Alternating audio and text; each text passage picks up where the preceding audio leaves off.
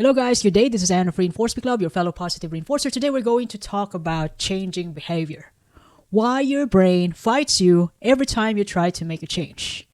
It could be, learning a new skill, when you just got hired in a new environment, new job. So it's time to adapt. You have to go through a process in order for you to be part of it. Or it could be you want to change your behavior which you think it's no longer serving you.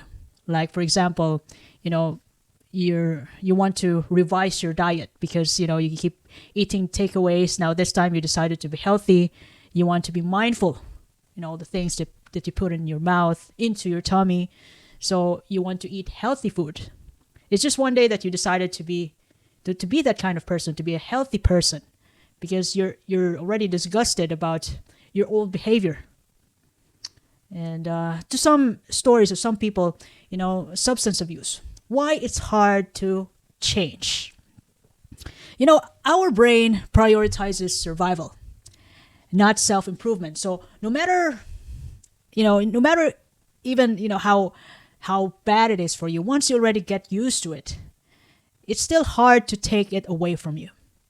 It's hard to change.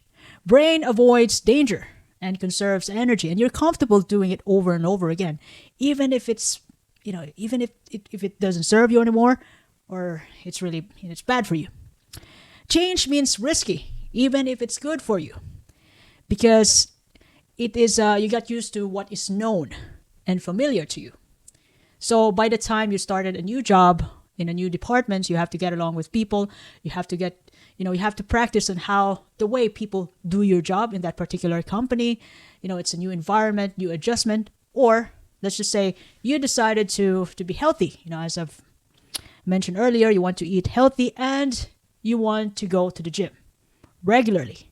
And you haven't thought about being healthy all your life. It's just suddenly it pops up, and then, you decided to be one for a good reason. Now, starting that new habit, that identity, you have to go through a process. And in some point, there could be times that your mind will be, is resistant to that new habit that you want to implement, which you think it's good for you. Habits are wired for efficiency. Once you get used to it, once you get used to the taste of takeaway foods, like for example, you keep ordering foods takeaway because you're busy, you have no time to cook. So that habit becomes automatic, the taste of it. It's just one call away. It's a no-brainer kind of thing that you just have to call, and then you're going to get your food in 15 or 20 minutes, or even less. And once that easy habit becomes automatic, it becomes default when it is already submitted to the part of the brain, the habit center, which is the basal ganglia. Now, when you try to change, or when you try to practice a new skill or new routine, it's normal that your body will be struggling, will be initially resistant to it, because it demands a conscious effort that you really got to do this. It demands energy. It requires you to fight the old behavior that you get used to, which is way easier than this new one. You know what I mean? That's why change is hard sometimes. But for you and me to be able to improve ourselves, we got to decide which hard we want to venture.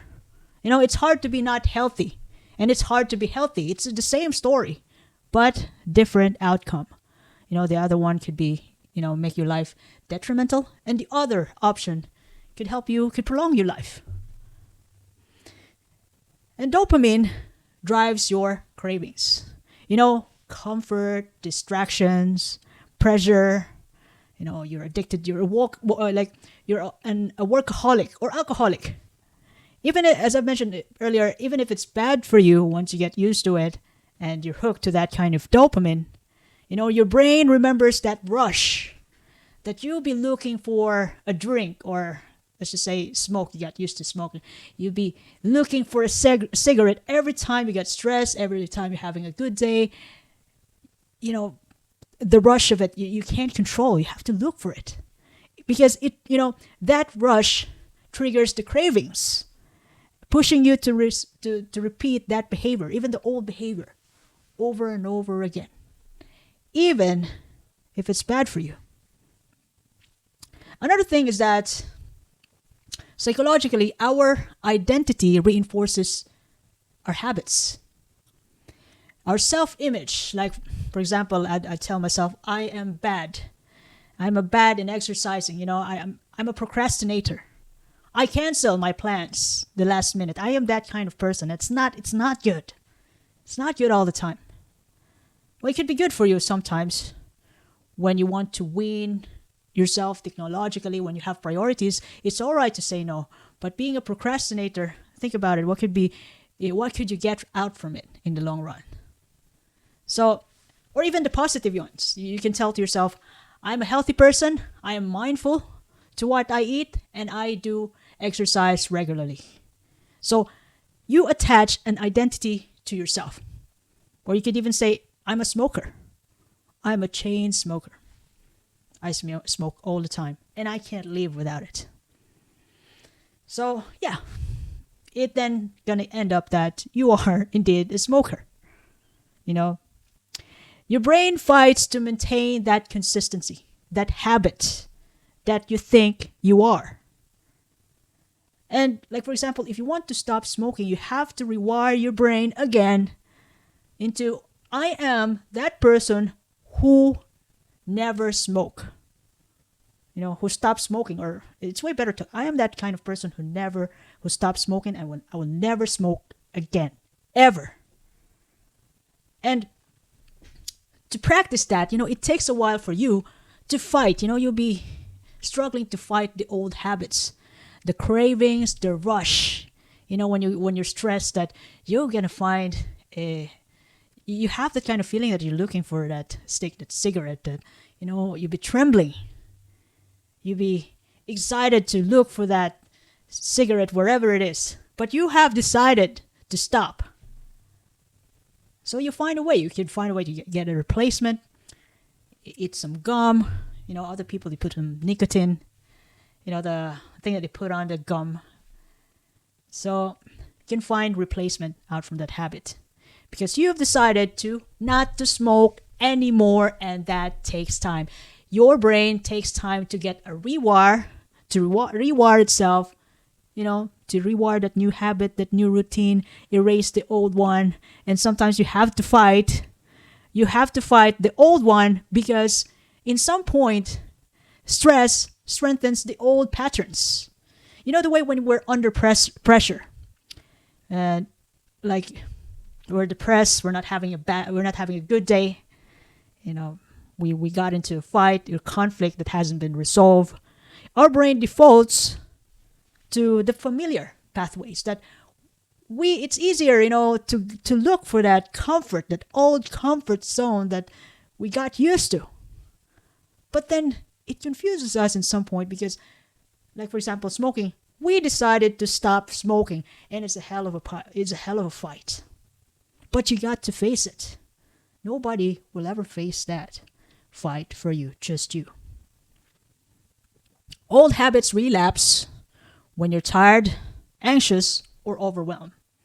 But it's still, at the end of the day, it's still going to be your decision to go back, to relapse, or stick. Be adamant to your decision to stop the old patterns, to stop the old habit. It's still up to you. And rewiring takes time. When you decided to change your ways, you don't want to be a cheater anymore. You want to stop smoking. You don't want to be smoking anymore. You want to stop drinking. It does take time. With all the, invitations that you have to say no, with all the, temptations, it requires you to fight until you finally win the new you. And in the most part, if you decided to change, it's important to change your identity, your self-image first. Like for example, you want to stop smoking. you've decided to stop smoking because for some good reason, you want to be healthy, you want to reach 80 years old, or it could be you want to stop smoking because you're pregnant. You want to stop smoking because you still want to get to that point that you'll be present in your daughter's wedding. 10, 15 years from now, you want to be present throughout the life of your children. You want to be present. And since you decided to be present, so you have to be healthy. You have to look after yourself. So it's a long-term goal which really demands you to decide now. And the value that you're getting to that change outweighs the value of this,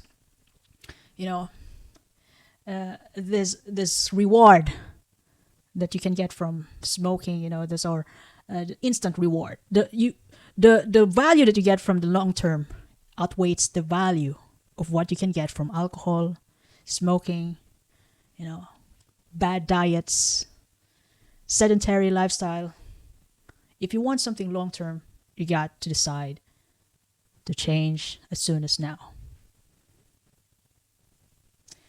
So, when you decided to change your identity, that you no longer want to smoke anymore, you want to be healthy, you want to exercise regularly, and that requires you then to fight your old ways. Plus, it's important to make yourself a new routine and repeat it over and over again with patience to the point that your new habit, your new routine becomes just natural. And that takes time and effort and fight against the old behaviors. And it's also important to reward yourself, celebrate your small wins while you're on your way to your new self. And this is also important. When you decided to change, it's also, changing your environment also helps. You don't want to, if you ever start changing your habit, like smoking habit, you don't want to be a smoker anymore. So you stay away from the smoking areas. You stay away when your friend starts telling you, let's go to the smoking area. You're going to get tempted when you say yes. So you just have to decline nicely, respectfully. And in the most part, it's important. It's also, you have to be patient to yourself. We all have to be patient with ourselves.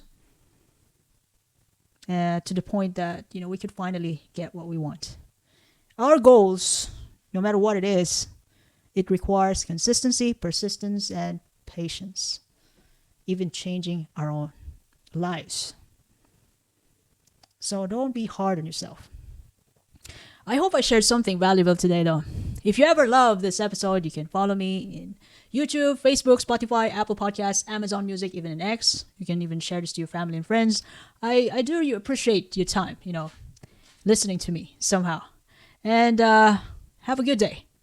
Thank you very much.